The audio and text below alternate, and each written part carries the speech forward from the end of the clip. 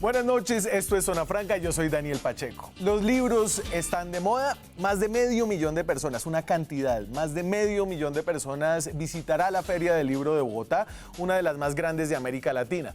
En las últimas 3 décadas, la cantidad de libros que lee un colombiano en promedio pasó de medio, hace 30 años, a más de 2,5 hoy en día.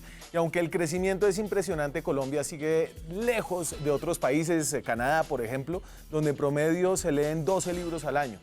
Sobre todo para un país que por fuera del fútbol tiene un libro como su gran símbolo de identidad nacional, y es que ni siquiera les tengo que decir cuál es. Hablando del poder del libro, estoy yo leyendo un libro, la autobiografía de Sophia Muller, que es una misionera gringa que evangelizó a las tribus indígenas del Guainía colombiano, del que recojo uno de estos relatos del poder de la lectura y de la escritura. Esta señora, una fanática evangélica que se metió sola en la selva colombiana, logró, sin apoyo de nadie en sus primeros años, convencer a las almas perdidas de la Amazonía colombiana, poblaciones enteras de puinabes y curripacos, de dejar sus conocimientos ancestrales y aceptar a Jesús, el Salvador de sus corazones. Sophia Muller no llegó allá con medicinas, con espejitos, con dulces, ni con fusiles. Llegó sola con un método para enseñarles a los indígenas a leer y escribir. Esa fue su arma secreta, según cuenta en el libro, para que los indígenas pudieran leer en su propio idioma. Eso fue toda una revelación que rápidamente llevó a la otra revelación del cristianismo, que era lo que Muller les ponía a leer. El poder de representarse, de leerse y ser representados en letras, logró borrar siglos de conocimientos ancestrales considerados brujería por Muller, que habían sido pasados de generación en generación a través de líneas hereditarias de transmisión oral. El poder de la escritura queda retratado en este relato, terrible para algunos, para mí, sobre lo que también pueden borrar los libros. Aquí arranca Zona Franca.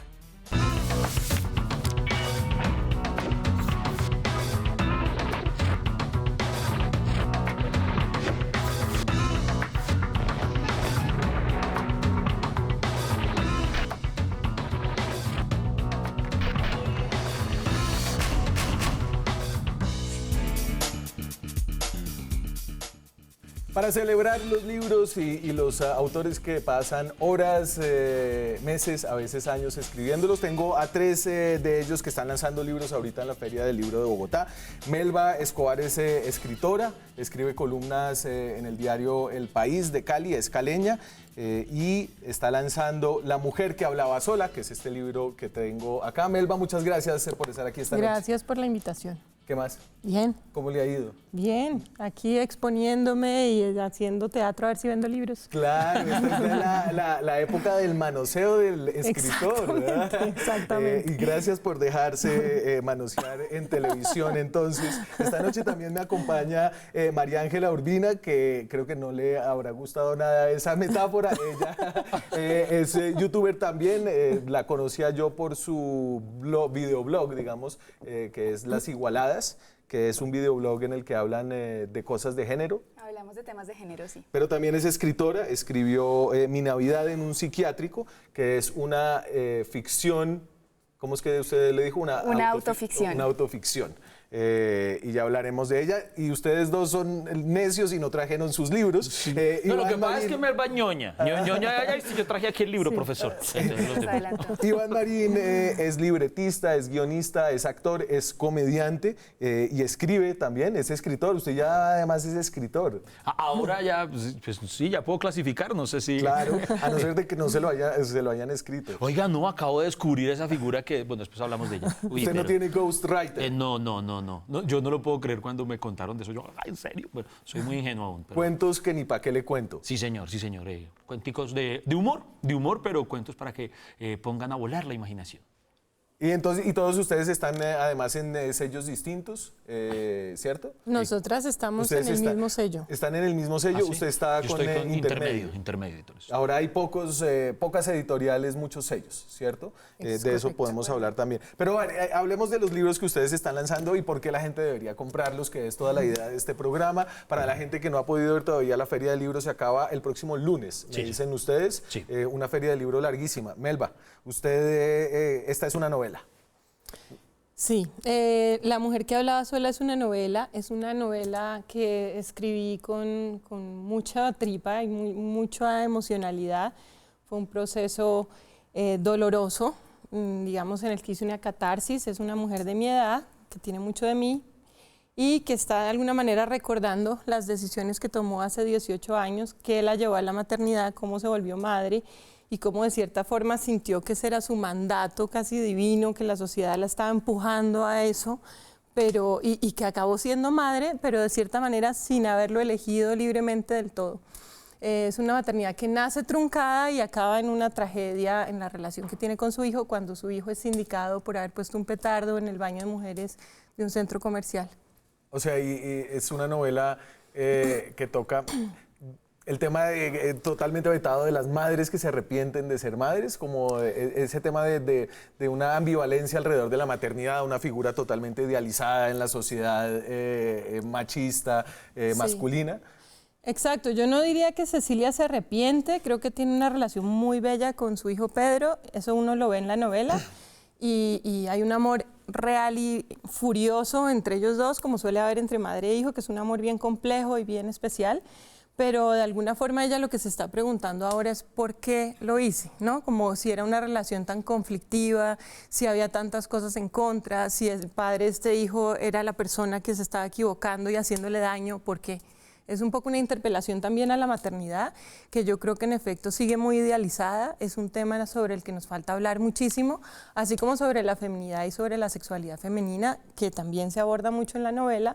Es un poco el tema del deseo en la mujer, porque el deseo por lo general es como si fuera un tema masculino, ¿no? Como que el hombre desea, el hombre quiere sexo y la mujer está ahí esperando a ver cuándo aparece. Y nos falta, yo creo, que una narrativa del deseo, y que los hombres también entiendan que la mujer no es siempre pasiva frente al hecho y que tengamos como una libertad para expresarlo, ¿no? Entonces, 247 páginas de Seix Barral. Ustedes que tampoco se han leído, ¿usted se la leyó, María Ángela? Que si yo ya leí a Sí. Melba, aún no he leído a Melba, no lo tengo ahí súper pendiente. Ya que ustedes tampoco la han leído, ¿se les ocurre algo que quisieran saber de esta novela? Sí, a mí se me ocurre saber cómo digamos, operó tu propia maternidad y tu propio proceso como madre en la escritura de este libro. Pues es que yo creo que aquí se funde todo, ¿no? Por ejemplo, el tema de que uno es un mamífero, para mí la maternidad como que me volvió a revelar esa realidad, que lo sabemos, pero uno se puede ir aislando a medida que crece y se hace adulto, se aísla de eso. Cuando uno tiene un bebé, vuelve a ser claramente un mamífero. Uno como mujer produce leche, le crecen las tetas, el cuerpo se transforma. En fin, hay una animalidad que fue como recuperar esa animalidad, y eso también me hizo pensar mucho en mi sexualidad. Entonces está todo fundido, como esa sexualidad con esa maternidad y con esa ambivalencia que también me generó mi propia maternidad. Y entonces déjeme, yo le robo aquí una frase que puso un periodista, Juan David Laverde, sobre su libro, que me hace preguntarme acerca de esta alusión a la mama. Es bonita la palabra polinizar, dije, mejor que procrear. ¿Hay ahí alguna renuncia? Es decir, yo polinizar obviamente me estoy imaginando una mata, que es lo más lejano a lo mamífero que hay. Hay ahí como un alejamiento y una, no sé cómo decirlo, un alejamiento de lo mamífero, digamos, una ruptura. Sí, es que es curioso porque uno piensa que cuando uno siente una atracción física por alguien, está muy lejos de pensar en quiero tener un bebé, ¿sí? Es decir, son animalidades muy distintas, o más bien la maternidad o la paternidad es una cosa, una racionalización, es algo completamente alejado del deseo carnal para mí. Sí. Y sin embargo, biológicamente se acaban uniendo y fundiendo en una sola cosa. Aquí Cecilia lo que le pasa es que tiene un embarazo, un primer embarazo del hombre equivocado, eso la lleva a un aborto, y su manera como de paliar esta culpa cristiana del aborto, etcétera, la infidelidad, es teniendo un hijo del hombre correcto en la segunda oportunidad. Que después se termina siendo... Que termina siendo un acusado por ser terrorista. Y un poco hay una serie de malentendidos en la novela, que son malentendidos que yo creo que están muy relacionados con la culpa cristiana, con el temor del deseo, con la moral, todo se combina, ¿no? Todo se mezcla, pero en el fondo pues somos animales y tenemos derecho a disfrutar y deberíamos poder asumir eso sin tanto equipaje ideológico. Yo tengo pregunta, Usted profesor. tiene una pregunta de mamífero, de Sí, mamar gallo. No, mi pregunta es en serio. Porque ese estigma, Dios mío. No.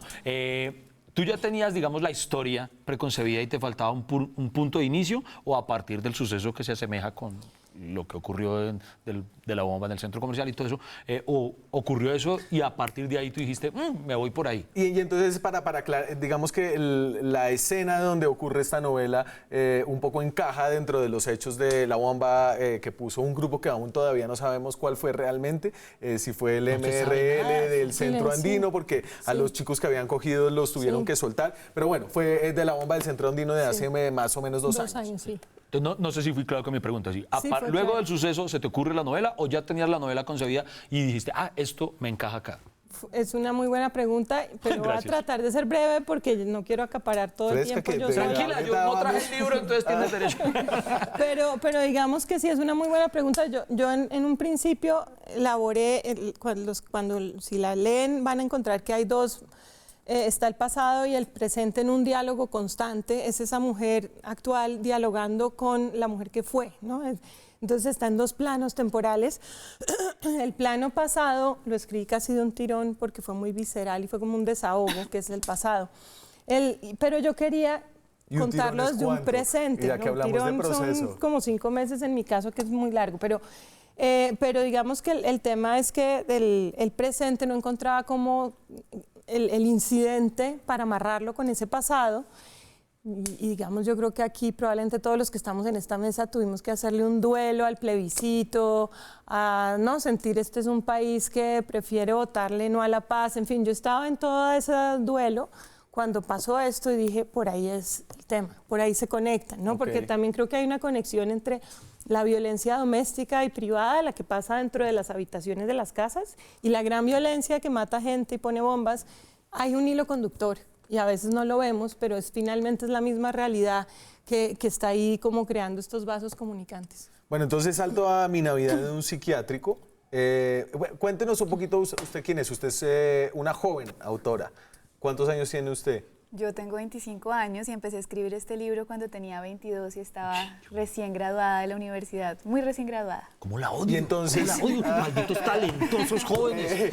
Una autoficción es una ficción basada en hechos vividos, digamos, que se cambian y se vuelven una historia distinta. Sí, es como un nombre pomposo para decir justamente eso que usted acaba de decir, como una cosa que uno se inventa a partir como de datos autobiográficos y de cosas que sí pasaron. Y entonces usted pasó una Navidad en un psiquiátrico. Entonces yo pasé una Navidad en un psiquiátrico, estaba recién graduada de la universidad, yo soy de Cúcuta y estaba sola en Bogotá, y acababa de encontrar un trabajo en una revista, de esos trabajos pues que uno acepta porque hay que vivir del periodismo y uno quiere vivir de escribir, pero pues que se me había convertido ya en una rutina que sentía absolutamente asfixiante.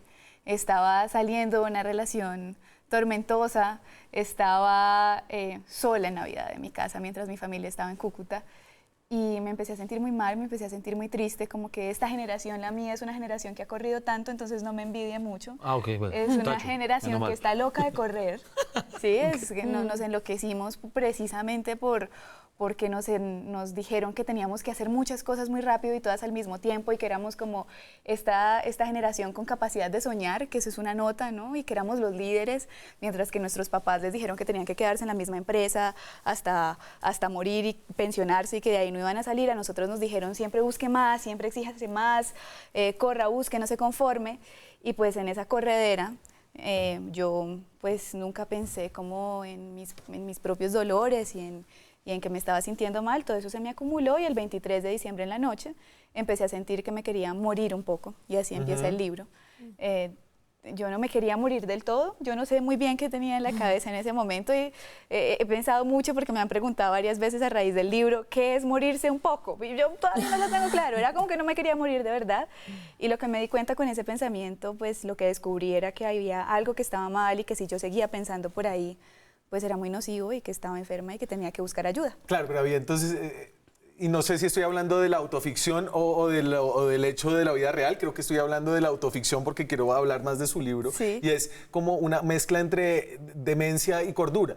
¿No? Porque usted le preguntaba cuando hablábamos arriba, ¿cómo así que si usted se fue sola, si a uno no lo tienen que llevar a un psiquiátrico, ¿no? Porque supuestamente cuando uno se enloquece, se enajena. Usted aquí estaba medio enajenada, pero todavía era suya. Sí, es decir, como que aparentemente la decisión más cuerda que tomé en ese momento fue decir, necesito buscar ayuda, ¿no?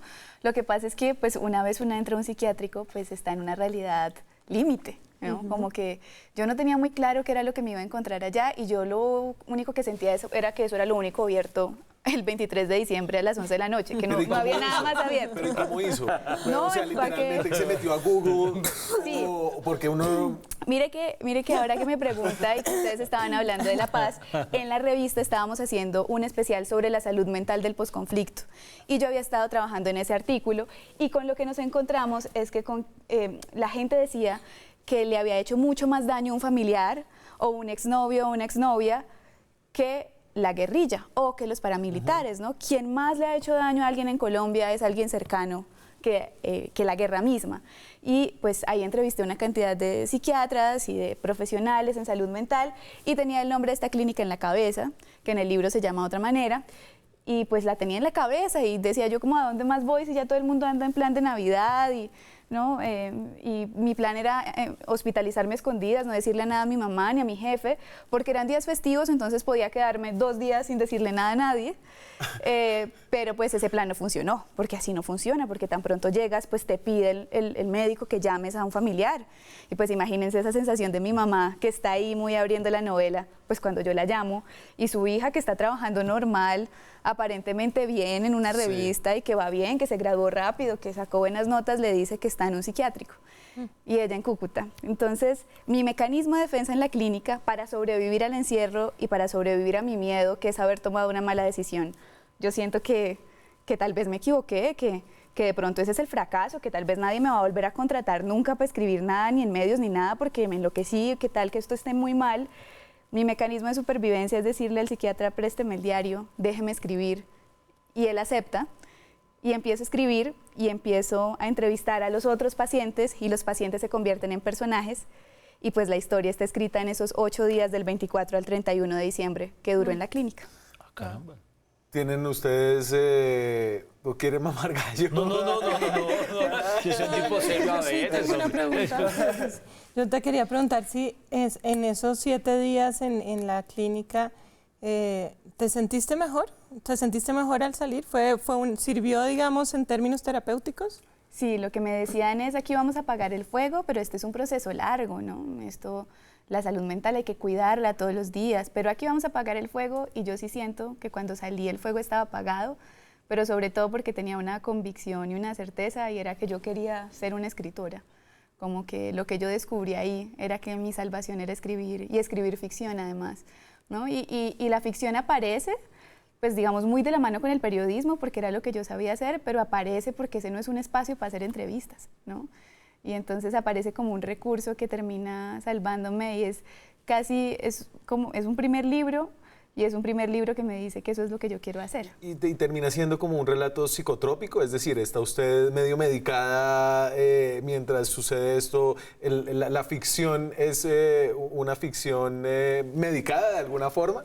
Pues es muy curioso porque pues hay gente que dice que es muy difícil leer locos, ¿no? Que los locos no podemos narrar porque pues quién le crea al narrador y esas cosas. Pero no, pues yo creo que pues digamos como que en la clínica había 2 tipos de pacientes. Unos pacientes, digamos, con unas necesidades más afectivas, que era mi caso, como un grupo de la gente como con depresión, Sí. con trastorno bipolar, con ansiedad. Y los deschavetados. Y otro grupo de gente que yo no llamaría así, que tenía como trastornos más de tipo cognitivo y que estaban en otro tipo de proceso, digamos, un poco más desconectados de la realidad que entendemos, ¿no? Aunque realmente mucho más cuerdos que tal vez nosotros en esta mesa en este momento, porque ya estaban dando un paso por preguntarse cómo sanar, o que cualquiera de mis jefes, mucho más cuerdo que cualquiera de los jefes que yo he tenido, ¿no? Pero entonces un psiquiátrico resulta como revelador hacia el estilo de la película esta con Jack Nicholson, Alguien voló sobre el nido del cuco. Sí, es revelador. De esa forma, mira tú. Es revelador, sí. Iván Marín falta, pero me voy a comerciales. Ella claro, no digo, más profundas. Y yo, no, Dios mío. cuentos que ni pa' qué le cuento, eso después de comerciales. Seguimos en Zona Franca. Esta noche hablamos con autores, sobre todo autoras, pero no hemos hablado del libro de Iván Marín. No, pero yo puedo seguir hablando del psiquiátrico. Yo. Supieran todo lo que se habla vamos detrás de cámaras. a darle un poco de levedad a la discusión. Cuentos que ni pa' qué le cuento. Sí. ¿Y usted por qué se metió a escribir? No, a decir verdad, esto va a sorprender a muchos. La lectura, porque todo el mundo me conoce mamando gallo y todo eso, pero digamos la lectura, y no me refiero solo a la lectura de cómics, porque ¡ay, Batman! No. La lectura literaria y la escritura con su disciplina es tal vez, o fue tal vez la primera de las ilusiones o inquietudes artísticas que tuve en mi vida. Fue tal vez lo primero que yo me dije que quería hacer era ser escritor. Y yo escribía, pero yo creo que toda mi parte incluso de mi infancia, adolescencia, juventud y todo, estaba enfocada en que yo quería ser un escritor serio. Y yo escribía y participaba en festivales, en convocatorias nacionales de cuento, en la Casa de Poesía de Silva. Yo iba y participaba en una cosa y la otra con una aspiración literaria seria. Y en todo fracasaba, en absolutamente todo fracasaba. La vida me decía, usted no sirve para escribir. Y hasta que me encuentro con un concurso en el cual, pues, de alguna forma estaba implícita la escritura, pero era enfocada en humor. Entonces participo en eso y por primera vez en mi vida gano algo. Y yo, oh, ¿pero qué es esto? Entonces, bueno, después se presenta otro concurso, también de las mismas características, me presento y vuelvo y gano. Pero estos son concursos como de cuentos, es decir, usted entregaba una cosa... Guiones, sí. Entonces, por ejemplo, había uno de los cuentos, digamos, un concurso súper interesante, que no sé si recuerdan, un programa de crítica, de humor político que se llamaba La Zaranda. ¿Lo recuerdan? No. Fue un programa, en su momento, digamos, era como la competencia de la Luciérnaga. Ajá. Organizaron un concurso que me pareció muy bacano. El libretista de este programa, que es uno de mis ídolos, César Augusto Betancourt, él escribió una radionovela, un capítulo de una radionovela que interpretaban los actores del programa el día lunes.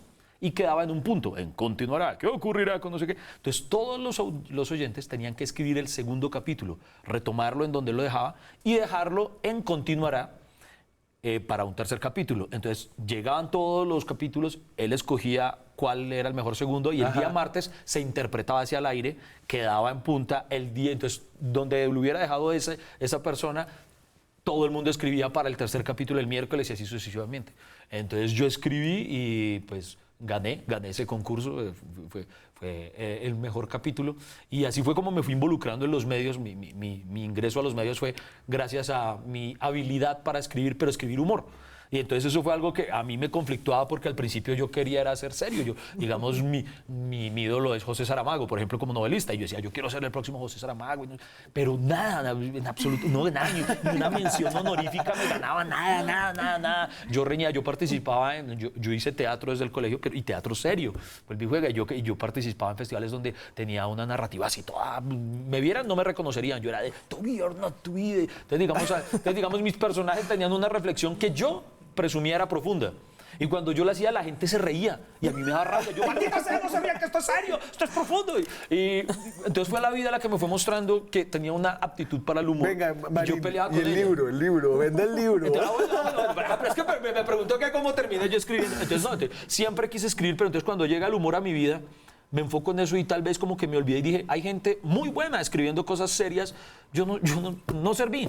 Y digamos que me rendí y me dediqué a escribir solo humor y a enfocarme en el humor y olvidé esa pretensión. Porque el humor se escribe también, es decir, el humor de la Luciérnaga, exacto, el humor, sí. Eso que mucha gente no sabe, pero ahí, sí, claro. Entonces me dediqué solo a escribir y me propuse en ese momento, yo dije, quiero ser uno de los mejores, si no el mejor libretista de humor de este país, y me enfoqué ya en escribir solamente humor y todos mis primeros años de carrera humorística fueron como escritor.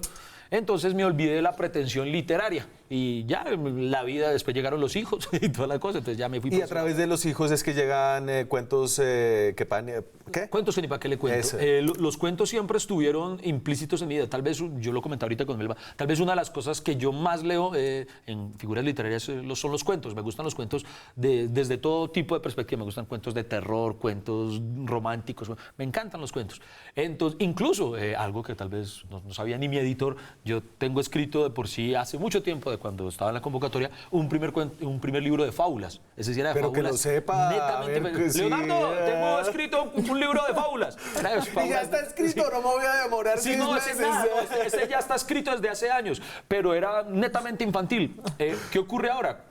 Se presenta la oportunidad, precisamente ya por el código humorístico que manejo, se me ocurre que a través de los cuentos infantiles clásicos, de los que más reconocemos, Sí. los hermanos Grimm, de Hans Christian Andersen, de Perrault, de los que todos conocemos, empezar a tomar sus códigos y traerlos a nuestra actualidad y hacer una fusión de la fantasía con todo lo que nos ocurre. Entonces, la primera reunión que tengo con Leonardo, le explico la idea del cuento. Entonces, por ejemplo, así como en el cuento de los 3 cerditos, hay un cerdito que quiere tener su casa de paja, otro de madera y otro de cemento. Sí. En el mío, quería hacer el símil, uno de los cerditos quiere tener su casa y se mete a un lote de invasión. El otro se metió a un chanchullo de casas de remate, que yo fui víctima de eso, no le crean esa vaina. Y el tercero se hace toda la vuelta bien, que pide un crédito hipotecario y hace toda la vuelta. Y entonces ahí muestro a través de esa metáfora muchos de los problemas de nuestra realidad. Entonces cuando se lo cuento a Leonardo, le pareció bacano y entonces vi que a través de los cuentos y de la fantasía podía jugar mucho con el sarcasmo. Sí. Por ejemplo, uno de mis cuentos favoritos del libro es Alicia en el País de las Injusticias. Entonces Alicia viaja a un mundo en el que llega y resulta que existen cosas como la casa por cárcel, cosa que ella no puede creer, cómo existe eso en un mundo. Y entonces juego con toda esa metáfora, o con todo eso de cómo las cosas que para nosotros son cotidianas, tristemente ya, para un personaje que viene de otro mundo le parece fantástico que ocurran. Y entonces ahí nace, por ejemplo, ese cuento puntualmente. Y así empiezo a jugar con todas esas. El flautista de Mermeladín, que tiene que sacar una cantidad de ratas que se tomaron un lugar. De Mermeladín, y así sucesivamente. Entonces, Vengan, entonces yo les voy a hacer una pregunta. No sé si esta pregunta se las hacen mucho, pero ¿ustedes por qué escriben? Bueno, yo creo que ya más o menos han dicho algo parecido, pero en mi caso porque no puedo hacer nada distinto. Yo fui muy mala estudiante, pasé por 5 colegios, literalmente. ¿5? Ah, carajo, me ganaste. 5. No, fatal. Yo también, este es el tengo grupo de los- problemas de aprendizaje serios. No puedo hacer una regla de 3 y de ahí para adelante ni pregunten. Pero escribir es muy difícil. Y pues Es decir, lo y sobre único todo que que uno yo se puedo encuentra hacer con uno mismo realmente. y es difícil para el ego porque uno se ve reflejado y se ve reflejado además si se compara con una cantidad de literatura que hay. Es un proceso personalmente como agotador. Sin duda, pero lo que yo estoy diciendo no es metafórico, es literal. Es decir, cuando uno ya siente que no lo pueden echar más de ningún colegio y que los papás están... Me acuerdo el día que me preocupé, estaban discutiendo qué hacemos si Melba no logra ser bachiller, ¿sí? Entonces, realmente era angustioso, era de llanto, drama, ¿no? Me contrataban profesor, tenía que habilitar 4 materias, al final sacaba 0 en todo y creían siempre que me hacía la idiota porque además no me creían que era negada, ¿sí? Los profesores, es que usted siempre es una vaga y eso ha cambiado mucho. Mi hija me heredó muchos de los problemas de aprendizaje, pero hoy no la maltratan ni la echan a las patadas, sino que hay como unos procesos más pedagógicos para manejar el tema.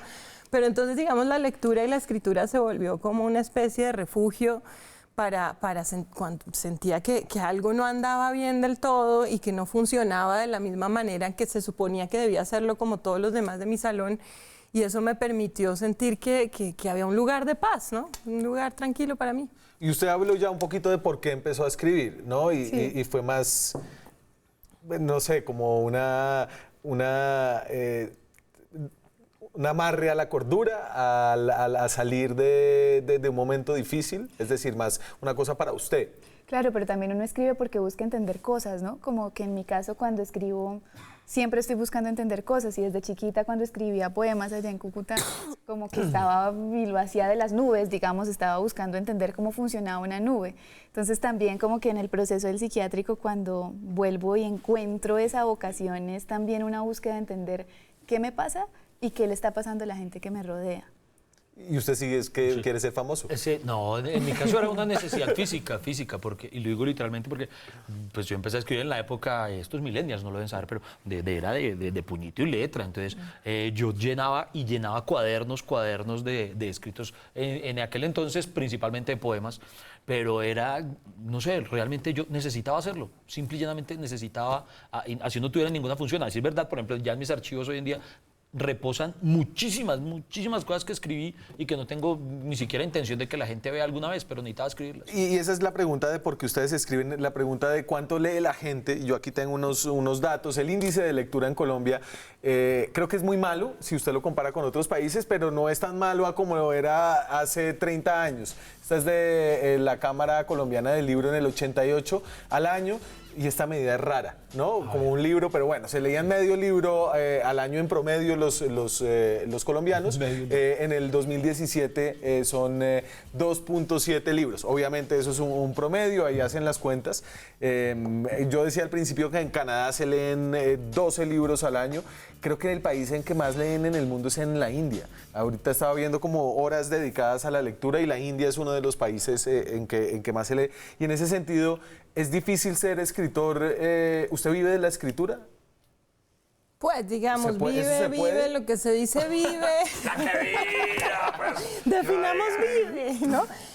Pues me puedo pagar el recibo de la luz, en fin, no me estoy lucrando, no me va a dar como... Pero ese es su oficio, digamos. En este momento es mi oficio, en gran medida porque tuve un golpe de suerte. Mi novela anterior se ha traducido, no, con La Casa de la Belleza, que se ha traducido a 15 lenguas y eso... Por ahora, no por mucho tiempo, me permite pagar los recibos, pero vamos a ver cómo sigue yendo la cosa. Claro, porque aquí ustedes son, digamos que Melba es la más pura escritora de esta mesa. Usted es periodista y no vive... Bueno, ¿este es su primer libro? Este es mi primer libro, todavía ¡Ay, no a tengo... mí! Como tu emoción. Sí, todavía no tengo ni idea, pues como que lo que siento es como la reacción que ha tenido la gente en estos meses, porque el libro ha tenido 2 lanzamientos, el de diciembre, porque se llama Mi Navidad en un psiquiátrico, y el de ahora en la Feria del Libro. Entonces lo que ha pasado en estos meses es como una reacción como 1 a 1 con la gente o con las personas que me escriben por redes y esas cosas, pero no sé, como en la foto macro que... ¿Y qué tal exponerse a los lectores en una cosa tan personal desde la que nace su libro? Pues mire que mi libro también tiene mucho de humor y ahora que... Ay, en serio, ya, ahorita salgo aquí. y ahora que Iván decía como que es que él pues antes quería hacer cosas serias, pues lo que yo siento también es como que de las cosas más duras de la vida, pues uno termina riéndose. Por ejemplo, cuando mi mamá y yo estábamos enterrando a mi abuela materna, nos dio un ataque de risa impresionante en el entierro. Era como que no podíamos parar de reírnos y era un momento más doloroso que habíamos vivido, ¿no? Como que del dolor salen esas cosas, entonces siento que la reacción de los lectores con el libro, pues es una reacción que también viene desde ahí, porque el libro está escrito en esa clave, porque pues ya uno estando allá en un psiquiátrico, pues se burla un poco de una misma. Y ha sido una reacción también como de sentirse acompañados, ¿no? Como que cuenta no solo unos dolores míos como narradora, sino de los pacientes que están ahí.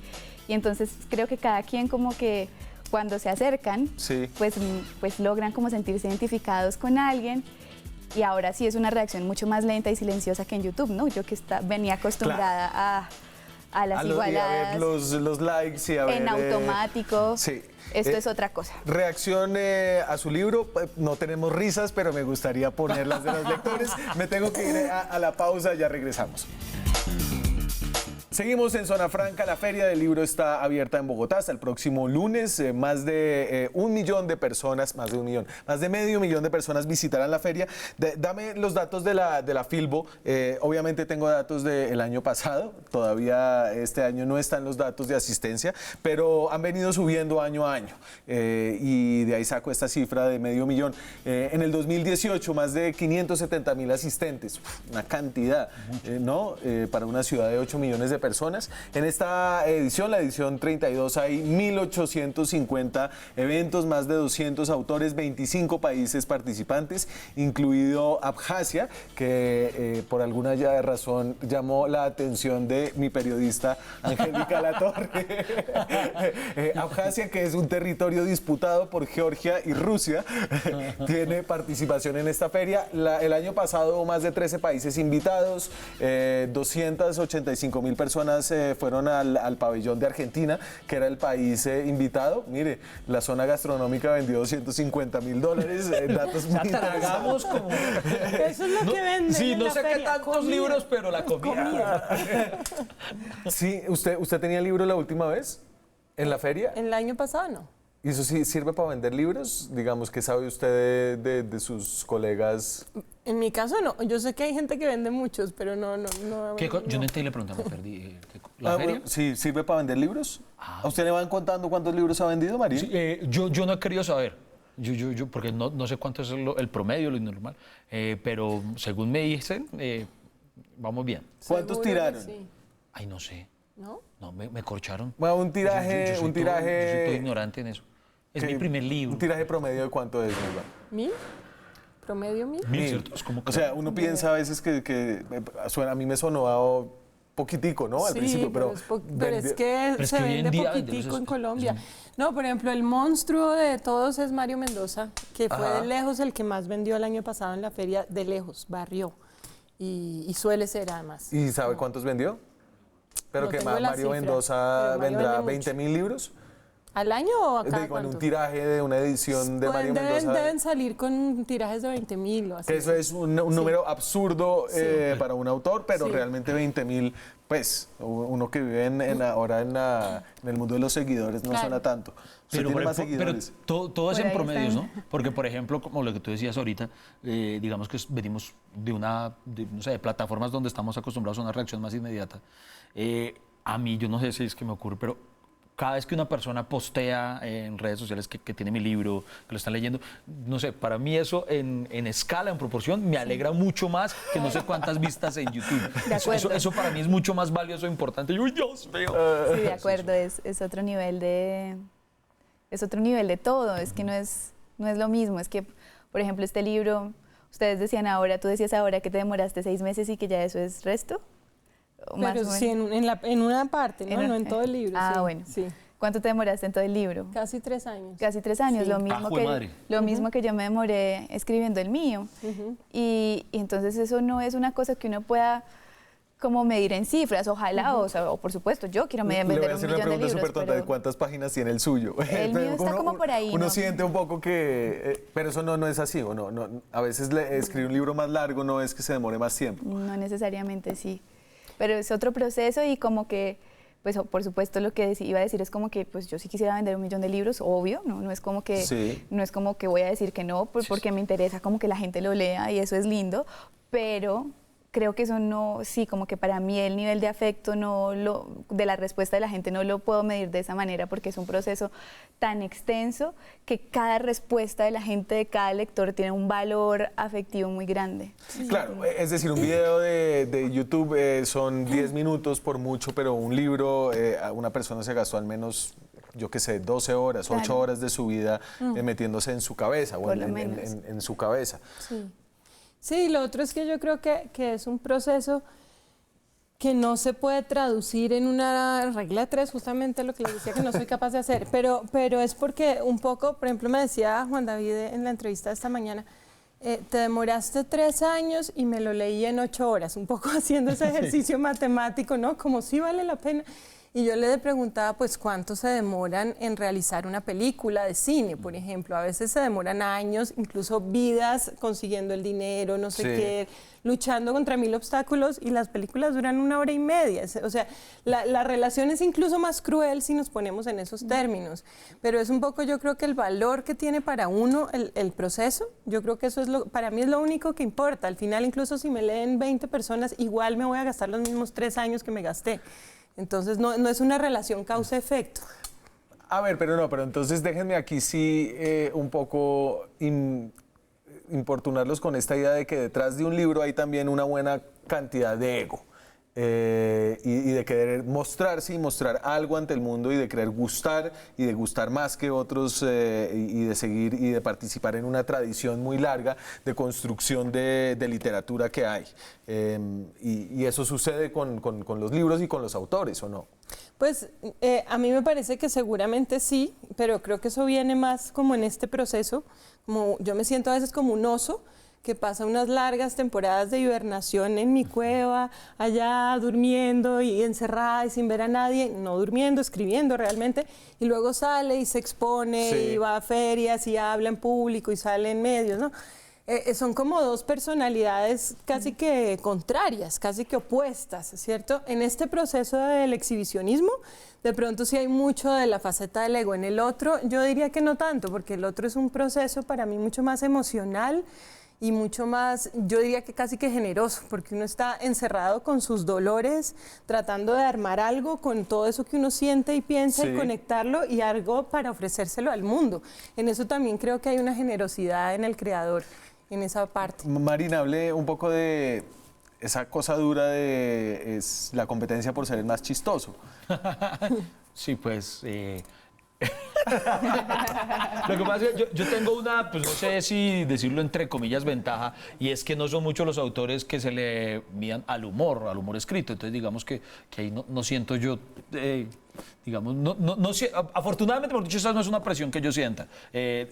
Desde el punto de vista de la escritura. No la siento ahorita, uy, Dios mío, tengo que ganarle a Daniel Samper Pisano, por así decirlo. Entonces, por ese lado, al contrario, para mí, yo no sé si es porque es mi primer libro, pero para mí todo hasta ahora ha sido un maravilloso descubrimiento, un disfrute. Por ejemplo, el día del lanzamiento de la feria, yo la verdad no esperaba nada. Yo incluso me acuerdo el día anterior, yo le decía a mi esposa, ¿será que si imprimimos volantes de mi propio bolsillo para repartirle a la gente para que vaya el día de la feria? Porque nadie va a llegar. No, yo decía, no, te lo juro, yo decía, no, nadie va a ir, Dios mío, porque decía, la gente me conoce como comediante, nadie le va a interesar algo que yo haya escrito. Y para mí, el ver toda la gente que asistió, primero fue una alegría. Yo dije, bueno, entonces primero dije, una alegría bien, pero es, entre comillas, puede ser normal por ver a la figura que han visto en televisión. Yo dije, ahorita cuando llegue las firmas, quiero ver cuántos compraron el libro. Cuando veo que si era una fila extensa, ese sí, es esa emoción. No, y ni siquiera, en serio, ni siquiera es eso, de verdad. El ver que alguien se tome la molestia de comprar el libro no sé, es que por eso, para mí eso es maravilloso. Hablamos con autores de libros esta noche. La Feria del Libro en Bogotá está abierta hasta el próximo lunes. Vayan, si no han ido, compren, si van. Ya regresamos.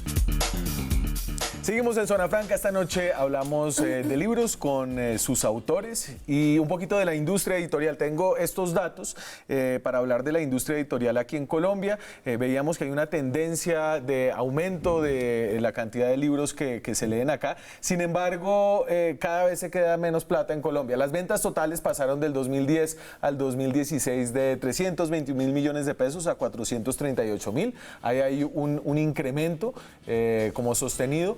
Pero cada vez son más los libros importados. Pasan de representar el 25% en el 2010 a 30% en el 2016. Y las exportaciones de Colombia, en cambio, se van al piso. Este es un dato que me sorprendió. Se redujeron al pasar de 41 a 16, de 41 millones de dólares a 16 millones de dólares entre el 2010 y el 2016. ¿La industria cómo se siente? ¿Cómo se siente? Usted se metió un poco en el rollo de la industria del libro ahorita que es una primípara publicada. Pues no tanto, la verdad, como que, pues no, es lo que te decía hace un momento, o sea, como que las impresiones que tengo de cómo funciona esto todavía son muy generales y todavía tengo como una idea muy romantizada del ejercicio de escribir.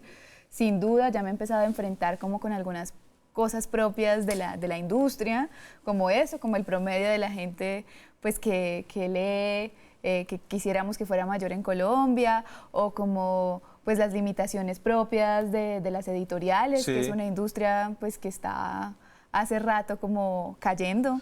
Porque usted empezó a escribir un libro, usted fue con una idea y le dijeron, coja, le vamos a pagar 3 millones de pesos mensuales hasta que usted nos entregue el libro. No. No, claramente no, eso no pasa, y menos para una primera obra. Y él es tan gracioso. Salí yo chistoso. Sí, menos para una primera obra. No funciona así. Eso no funciona de esa manera. ¿Qué? Nada. Nada, O sea, yo, sí, pues si quiere que le cuentes, yo no recibí ningún anticipo. Digamos, en algunos casos hay anticipos, en mi caso no fue un Mi anticipo. editorial sí me lo ofreció. Mira, te envidio, ahora yo te envidio. No hubo ningún anticipo, pero para mí en ese momento, mis 22 años, era demasiado impresionante como tener un contrato para escribir una primera novela, además una novela, y tener ese propósito, porque es que cuando uno tiene el contrato es tengo que entregar esto, no me puedo dedicar a procrastinar y pensar en pajaritos, a tuitear, no, voy a escribir esto y lo tengo que entregar. mientras trabaja. Mientras trabajaba, que es lo más difícil. 8 horas, claro. Mientras trabajaba Pucha, 8 sí. horas. ¿Cómo está el negocio de los libros, Melba? ¿Cómo se siente? Pues a mí me gusta esta reunión, por ejemplo. Me parece Sí. bonita porque me gusta que creo que algo está cambiando y es que el libro no tiene por qué ser excluyente, que por muchos años uno sentía que el libro y la literatura... Me acuerdo una vez que fui a una charla en un pueblo de Colombia que me llevaron a hablar y un muchachito me decía, ay, yo antes creía que todos los escritores estaban muertos. Pues claro, porque en la biblioteca todos los títulos, todos son Tomás Carrasquilla, que ese pedazo Zamudio. Entonces uno dice, pues claro, estaba fascinado de ver que había alguien vivo y además mujer, ¿no? Claro. Entonces me parece que se puede escribir de muchos temas, que ojalá la gente lea de lo que le gusta y que no hay que ser excluyente, que no hay unas cosas que sean más como Claro, que no hay libros de la verdad, hay seria libros y la de no mentiras. seria, no, todo, Es que todo hace parte. yo soy también un defensor de esa idea. Por ejemplo, a mí el solo hecho de que exista gente que aún quiera escribir y gente que aún quiera leer eso, para mí eso vale oro. O sea, porque hoy hay gente que ya dicen, he escuchado mucha gente que dice, es que los libros ya van a desaparecer. Yo me resisto a creerlo. O sea, por ejemplo, yo no sé si soy muy montañero, pero en mi vida A ver, no, pero he leído usted un fue a la ebook. feria del libro, Yo en mi vida- una locura esa vaina, ¿o no? Sí, pues sí. El 1 de mayo, o sea, me dicen que no se podía caminar. Precisamente por eso amo eso. Por eso yo Sí. creo que cada año voy porque yo sigo creyendo que los libros no deben pasar jamás, no deben pasar. O sea, jamás me he leído un libro electrónico y no digo que sea malo, pero yo no sé, yo necesito sentirlo, a mí me encanta el olor de los libros. Entonces, Pero eso por- sí necesita una contraposición ahí de un millennial, porque los libros electrónicos sí son libros. No, sí, por eso, ¿no? Y es válido, pero yo siempre seré un defensor del libro, papel. del papel y también de la lectura en general. Lo que No, dice, por no. ejemplo, tengo amigos que son muy literarios que dicen, por ejemplo, que Crepúsculo de Stephen Meyer y todo eso. Y sí, lo admito, es un libro que yo jamás leería en mi vida. Pero, por ejemplo, si yo veo a mi hija leyendo eso, sea como sea, me alegraría Sí. de verla coger un libro y leer. Eso me alegra. El olor de un libro es una cosa que, pues, tal vez de nosotros los no tan millennials. No, y la cantidad de millennials comprando libros en la Feria del Libro es impresionante. O sea, había que ver las filas por el libro de Calle Poché, las filas y filas por Amalia Andrade. Sí. Compramos muchos libros en papel en esta generación y la gente más chiquita que yo también lo hace. Ya recomendamos los libros de cada uno de ustedes. Recomiéndenme unos libros rápidamente que hayan leído ahí Recién en la feria. lanzados ahorita en la Sí, feria. Bueno, sí. bueno, yo me mando de una. Yo quiero recomendar un libro de caricatura, de política de bacteria. Se llama Mi Primer Bacteria. Libro. Mi primer libro se llama así, Mi Primer Libro. Y es el que estoy leyendo ahorita anoche. Y súper recomendado, súper recomendado. Usted, Mariana. Pues hay muchas mujeres esta vez en la Feria del Libro de Bogotá y también hay muchos libros feministas. Está el primer libro de Catalina Ruiz Navarro que se llama Las mujeres que luchan se encuentran. Ahí lo tengo también en reserva para empezarlo. Estaba esperando salir de toda esta locura de feria para arrancar.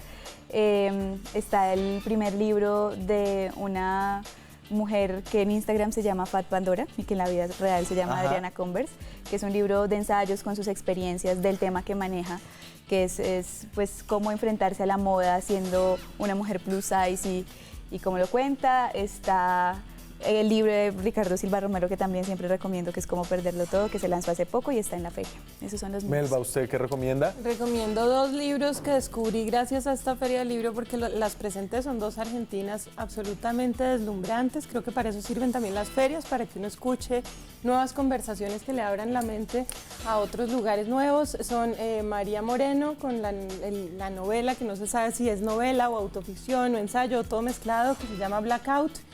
Y una mujer extraordinaria, Gabriela Cabezón Cámara, con una novela que se llama Las aventuras de la China Iron. Y un libro imprescindible. Uno. Uno, pero completamente prescindible. Bueno, pues para mi vida, El Corsario Negro de Emilio Salgari. Para mí hizo que como niño me emocionara por primera vez con un libro como si fuera una película. María Ángela, Diccionario de nombres propios, Amelino Tom. Melba. Ana Karenina de Tolstoy. Perfecto, con eso me voy. Lean, compren, vayan a la Feria del Libro. Muchas gracias a ustedes muchas gracias. Nos vemos la próxima semana con más periodismo, con más debate, con más opinión. Chao.